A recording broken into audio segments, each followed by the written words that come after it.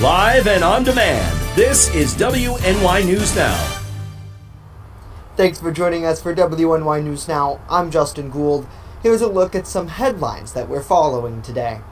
An employee at the Tanglewood Group's Memory Garden in West Ellicott has tested positive for COVID-19 after becoming ill yesterday. Terry Ingersoll, the chief operating officer with Tanglewood, tells WNY News Now the woman worked per diem and hasn't been at the Fairmount Avenue facility for nearly a week. Ingersoll says the worker did have contact with residents at Memory Garden. However, none of the 50 people living there are currently showing coronavirus symptoms. She says her organization is speaking with the residents' physicians about testing them for the virus, and that her assisted living facility is following both county and state health department guidelines to combat COVID-19, including mandatory testing of employees. Memory Garden is a care facility for elderly living with Alzheimer's disease. Now, compared to the rest of the state, Chautauqua County care facilities have had limited exposure to COVID-19, with only a handful of reported cases of the virus in both residents and care workers countywide. Chautauqua County officials reported 9 new cases of the virus yesterday afternoon. Here's an updated look at the COVID-19 map. Officials say the cases involve a person under the age of 18, a young woman, a man in his 20s, 2 men and 2 women in their 40s, and a man and woman in their 60s. There remain 39 active cases here locally. Governor Andrew Cuomo held a telephone conference with reporters yesterday.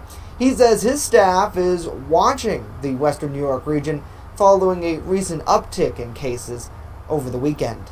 We still have a caution flag for Western New York, which is at 1.4% today. It's better than it was, but not where it should be. So we're focusing on Western New York, and we'll continue to do that. Nearly 160 people remain under mandatory quarantine and isolation orders by the public health director here locally. Well, New York State's teachers union is urging state health officials to make mask wearing mandatory this fall. In a statement to the media this morning, New York State's United Teachers says that the current guidance mandating face coverings when 6 feet of social distancing cannot be maintained doesn't go far enough.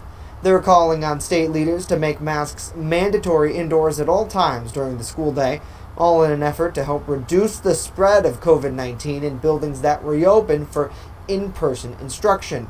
Now, some school districts' plans here locally have time where students do not have to have their masks on as long as they maintain 6 feet of distance. For example, if a student's sitting at a desk while reading a book 6 feet apart from others. Well, it may be August, but for our local Tim Hortons, it's certainly pumpkin spice season. They're launching a new product line of pumpkin spice. Starting September 9th, Tim Hortons is celebrating fall with pumpkin spice beverages, Timbits, and a new pumpkin spice dream donut, all for a limited time.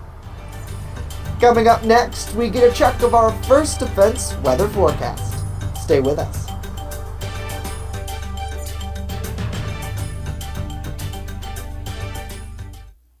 With coverage that matters, this is WNY News Now. EagleZip.com is your local one-stop shop for all of your home and business computer needs. Located on Fluvan Avenue Extension, just outside of Jamestown, EagleZip.com sells and services all brands of desktops and laptops, as well as servers and network equipment for your business. All new computer sales include transferring your data from your old computer, plus a 2-year warranty. Call EagleZip.com today. Stop by EagleZip.com today and let us make computers easy for you. I grew up in a single-parent home. We were raised by my mom in a 1-bedroom apartment in Queens, and I slept in what was supposed to be a dining room just off the kitchen. We were poor and fell behind in our bills. More than once our electricity was shut off and there were eviction notices taped to our door. I remember walking into our kitchen and finding my mother standing by the stove, crying to herself because she didn't know what to do and felt helpless. I was about 9 or 10 when our apartment was robbed. I remember arriving home with my mother and brother and finding the door open, feeling confused because the first thing I saw was that our television, a set which forever sat on a stand in the living room, was missing. I know firsthand what it's like to be a victim, to be assaulted, robbed, to have things taken from you which you're never going to get back, and to be scarred by experiences which 30 and 40 years later still haunt me. We're lucky enough to live in Chautauqua County where by and large we feel safe, but unfortunately bad things do happen here. I want to be the district attorney who personally prosecutes the most serious crimes and who's there for victims every step of the way. These are the people I want to represent, to fight for their justice, to fight for our justice in the courtroom, to help people who have suffered at the hands of others. This is why I want to be your district attorney.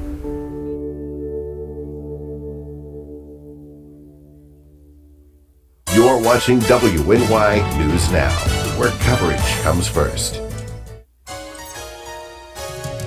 First Defense Weather, the Southern Tier's only live and local weather source. Now, here's Chief Forecaster Dakota Hunter. All right, welcome back, and let's get you right into the weather story for today. So here's the weather setup. We have a warm front that is already pushed through, a cold front lurking back to our west, and that cold front is going to be the focal point for showers and storms this afternoon. Right now, First Defense Doppler shows you nothing across the southern tier as of right now, but showers and storms will be developing through the afternoon. So here's the newest Runner Future Scan, and I think the in-house model paints a really good picture for you. Notice the line starting to flare. Basically, this is by about 3 o'clock this afternoon, so the main timing window is mainly going to be between 3 and 5 o'clock this afternoon, or actually 3 to 6. And notice how as the line actually starts to intensify as it moves north to south through the region. That line will ultimately clear out of here overnight. A few showers left over overnight. Now tomorrow is going to be another interesting story. The influx of moisture from Laura is going to start to influx basically in the afternoon. So I think the day is going to start dry. Then showers and thunderstorms will pop up through the afternoon, especially on Friday. And then we get into more widespread nature with the tropical moisture on Saturday. So there is a slight risk. That's a level 2 out of 5 defined for all of the southern tier in northwestern Pennsylvania. That's a level 2 out of 5, and there's actually a level 3 out of 5, enhanced risk for basically the eastern portion of Allegheny County, further out to the east and south. That is where the highest severe weather parameters are going to be. So the severe threats today, it's mainly going to be strong damaging winds and with some heavy rainfall as well. Large hail could be a possibility, and there is a small, I want to stress, small tornado risk with this, a isolated spin-up tornado. But again, the threat is relatively low, but it is not zero, so it's worth mentioning. Hey, second game of the baseball tonight. It's the Blue Jays versus the Red Sox once again tonight. Now again, I think the same story as yesterday. A few rain showers, mainly during the first pitch, and then actually as we go throughout the game, it should dry out. So there might be a delay at least to start the game. Tropics, let's take a look at Laura. Where is she going right now? Well, it made landfall early this morning as a strong Category 4. It is now down to a Category 1 with 75-mile-per-hour winds, but notice all the convection around the outer bands. And what's interesting, Laura actually destroyed one of the Doppler radars down in Louisiana. There's a wonderful picture on that on Twitter. So the forecast track is going to have this thing coming up into the East Coast and then going out into the Atlantic over the weekend. And again, as it rides up the East Coast out into the Atlantic, there's a chance that we will see some tropical moisture influx, mainly tomorrow afternoon, tomorrow night, and then through the day on Saturday. So Metrocast shows you 79 degrees by about 1 o'clock. Scattered showers and thunderstorms through the afternoon. Any one of them could be strong to severe. 63, actually 83 by about 6 o'clock, and then we'll be about 70 degrees by the time the 11 p.m. hour comes along. Future up on the screen, 80 tomorrow, 73 Saturday, wet and stormy with the remnants of Laura coming up here. 68 on Sunday, that's a nice fall preview. 72 on Monday, 76 Tuesday, 77 Wednesday. Both Tuesday and Wednesday, just a small chance for a shower, but again, I think both days should be mainly dry with partial sunshine. All right, Dakota, thank you. That's it for our update today. We hope to see you tomorrow for our TGIF edition. We remind you, when you're on the go, you can simply stay in the know by downloading the WNY News Now mobile app in the Apple App Store and Google Play Store.